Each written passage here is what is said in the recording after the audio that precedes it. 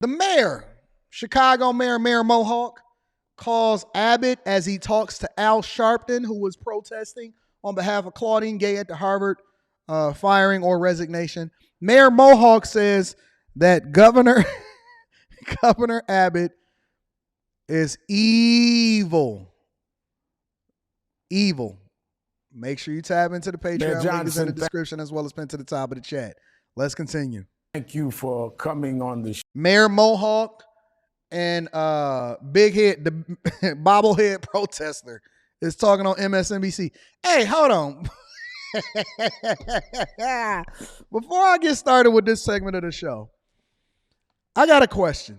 Is MSNBC that liberal leaning? I thought MSNBC was a little liberal, but not 100% liberal. I thought that they were a little bit more up the middle of the road versus CNN. I know CNN is 100% liberal. I know Fox is 100% conservative. But I thought MSNBC wasn't going to be as liberal.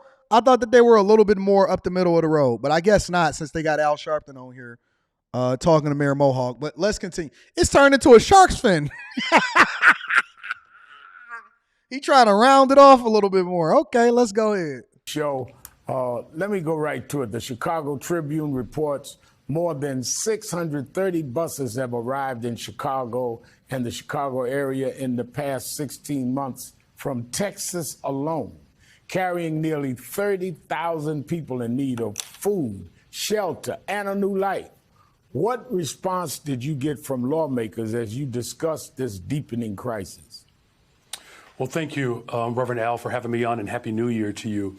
Look, we have this international crisis that really requires federal intervention that local government is being asked to subsidize. Very local liberal. Government is not designed or built to handle such a crisis. And since I've been in office, we've had well over 500 buses show up in the city of Chicago. In fact, closer to 600 now. Over 855 flights that have come to Chicago. And now the governor of Texas is now chartering private planes landing in the city of Chicago and the surrounding area with migrants coming up from the Central and South America in particular. The governor of Texas is committed to causing chaos. And what I've done over the course of my first 8 months in office is work to bring some structure and some coordination around this mission. Like you said, 30,000 migrants have come through the city of Chicago. Right now, we have 15,000 migrants that I am sheltering in 27 different shelters. Roughly 4,500 children are in our Chicago public schools. We are providing health screenings. We are providing vaccination for migrants. And of course, we are working towards work authorization to place these families onto sustainability. But again, this mission is not. Did you hear that? Did you hear that? They're working towards work authorizations. Now remember, I want y'all to go back to the original problem with this whole situation in the first place. I want y'all to go back to, because look, if it wasn't for Greg Abbott, and Greg Abbott is the face of it, but Arizona is sending stuff over. Florida is sending out, anybody except for California is basically chartering everything that they can to get migrants over to wherever it is that they want to go, right? Now, remember, we got to go back to the core, the root cause of this whole thing. And Biden specifically said, I will not. I know you don't believe me. Trump campaigned on build that wall. Are you willing to tear that wall down? No, there will not be another foot of wall constructed in my administration. Now, unless that was some kind of AI bot or something like that, he said out of his own mouth, there will not be another foot of wall constructed in my administration. He said out of his own mouth, before he even got elected and before he designated Kamala Harris as the border czar. Now, see, I have a long memory, so I don't forget. I know that it's easy for y'all to get distracted because they're going to put something in front of y'all and they're going to say, oh, man, abortion rights and, all of this. And so, A, he backtracked by saying that we needed to build another piece of border wall. And then B, he picked Kamala Harris as the border czar. So when you see Mayor Mohawk on here and he's talking to Al Sharpton, right? And they're saying, well, it's Greg Abbott's fault for us designating ourselves as sanctuary cities, and him and Eric Adams was running around and they were saying, hey, send them here. We got you. We'll take your poor. We'll take your sick. We'll take every single piece of migrant that you can get up here. And then when they start flying them in private and sending immediate buses and stuff up there, then you got mad at him and now you want to call Greg Abbott evil because you haven't been sharing in the pain that Texas and Arizona and Florida have been experiencing for an extended period of time. And so now you want to sit up here with Reverend Al Bighead, Al Bobblehead up here, and then you want to complain about the fact that, oh man, we didn't really know what we was getting ourselves into. Well, this is exactly what happens when you put yourself in a position and you advocate for something and you stand on party lines instead of standing on what's best for the people that voted you into office. So let's continue to move forward. We're going to move forward a little bit to where he was. We don't want to extend this any longer than it have to be. You. Look, we have this international crisis that really requires federal intervention that local government is being asked to subsidize. Local government is not designed or built to handle such a None crisis. of the government is. And since I've been in office, we've had well over 500 buses show up in the city of Chicago. In fact, closer to 600 now. Over 855 flights that have come to Chicago. And now the governor of Texas is now chartering private planes landing in the city of Chicago and the surrounding area with migrants coming up from the Central and South America in particular. The governor of Texas is committed to causing chaos. And what I've done over the course of my first 8 months in office is work to bring some structure and some coordination around this mission. Like you said, 30,000 migrants have come through the city of Chicago. Right now, we have 15,000 migrants that I am sheltering in 27 different shelters. Roughly 4,500 children are in our Chicago public schools. We are providing health screenings. We are providing vaccination for migrants. And of course, we are working towards work authorization to place these families onto sustainability. But again, this mission is not sustainable without the support of the federal government. And so my conversation with the Illinois delegation is, one, to make sure that we actually have an appropriations funding to actually deal with this crisis. Two, work to expedite work authorization. And quite frankly, Reverend Al, what we need is a nationwide coordination to be able to address this crisis. No, it puts a tremendous burden on. The goal is to get them work authorizations. That's the way that they think that they're going to solve for this. They don't plan on sending them back. They don't plan on holding the federal government accountable. They won't say Biden's name because Biden is the boogeyman to these boys. You already see what he got going on over there in New York with Eric Adams. Yeah, Biden is the boogeyman. And under no circumstance will they ever say anything. Now, they'll call Greg Abbott the devil, evil-spirited, sue them. They will not, under any circumstances, ever go against King Biden. And they're getting them work authorization to ultimately deal with and replace you. Because once they get work authorization, there is no limit to what's going to happen. On you and other Democratic mayors, I might add, many black mayors has been the focal of this. In fact, on Thursday, New York City Mayor Eric Adams filed a $700 million lawsuit against 17 charter bus companies who transported migrants from Texas. What are your thoughts about the case, and is this an action you would consider taking as well? Well, look, you're absolutely right about the intentions of Governor Abbott. He is attacking democratically ran cities, and particularly cities that are being led by black leaders or leaders of color. Oh, so I guess Denver don't count. Look. When they have nothing else to lean on, as far as their failed policies or designating themselves as sanctuary cities and saying, bring them to me. You know what black people do? I'm going to be honest with you. Even the politicians, they play the race card. Because he's sending just as many, if not more, over to Denver, where Mayor Mike Johnston, who was the whitest of the white men that you can find as a mayor in the United States of America, and because I'm familiar with it, I won't let them play the race card. And so what he's now saying is that Greg Abbott is racist, and so he's sending them to black cities. He's going to send them to black cities where they have black mayors is what Greg Abbott is doing. So I guess Mayor Mike Johnston was not on that call with y'all over to the federal government. It was Mike Johnston, Brandon Johnson, and Eric Adams that was all on that same call all together.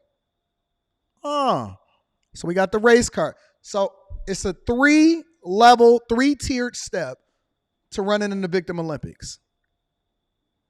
You ready? You ready? I'm going to let you play a little bit more, and I'm going to break down the 3 tiers.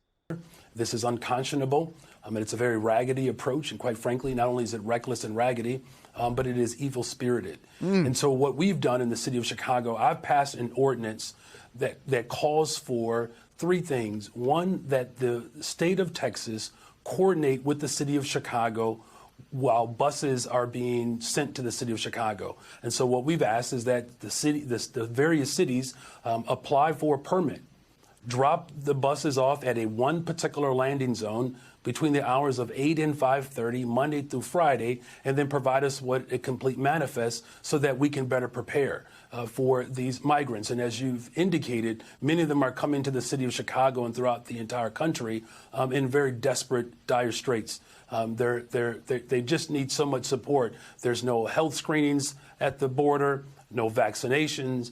There's not a very clear approach to how we actually put these families onto a pathway of sustainability. And so the ordinance that I passed, other cities around the city of Chicago have passed that ordinance, again, just to bring some structure and some coordination. I know Mayor Adams signed an executive order to do just the same thing in the city of New York. And as far as this particular lawsuit, look, I think we have to do everything possible to bring some coordination and some structure around this mission. Yeah. And absent the act of Congress to invest in this mission, again, our local economies will not be able to sustain this mission. Let me tell you something, bro. Congress have not even funded the federal government. They don't even come back off of vacation until Tuesday. Congress don't even get back off vacation until Tuesday, so they can continue to kick the can down the road over funding the federal government that they've been fighting over for the past 6 months. 2024 is not even fully funded. They have not even agreed on a budget. They are fighting back and forth over sending money over to Taiwan for the semiconductor chips, over to Ukraine, and over to Israel. They're not concerned about what's going on over here in the United States of America, except for the $162 million they just sent over for the CHIPS Act. They have not at all, zero, zilch, nada. They have not even finished funding the federal government. They can't even agree on a plan. What makes you think that they care about continuing to send American dollars from the taxpayers over to Chicago in order to replace them? So I'm going to pay you to replace me in the jobs department. Because the lack of coordination, as you raise in your ordinance, I've seen where when Mayor Adams in New York made particular specifications in terms of time drop-offs and all with these buses, they just dropped them off in New Jersey. And I saw clips where you talked about they dropped some migrants off 100 miles away and told them they were dropping them off in Chicago. So there needs to be some real coordination here. Let me go to this. Your new budget includes a significant amount allocated towards improving social services for low and working class people in Chicago, and notably $500,000 for a new panel that will study whether and how the city should pay reparations to Chicagoans who are descendants of enslaved African Americans. He been listening to Umar Johnson. Listen. Chicago is in a deficit. And when I say a deficit, I mean a deficit. They're begging the federal government for money. Remember when they did this over in LA and everybody was out there at that meeting and it was fighting inside of there and everybody was arguing and yelling? And California is literally in a $68 billion deficit because all of the 1% that pays 50% of the taxes inside of the state is moving away. Chicago is in a budget deficit, don't even have enough money to take care of themselves. And they're allocating $500,000 over to study for reparations for American descendants of slaves.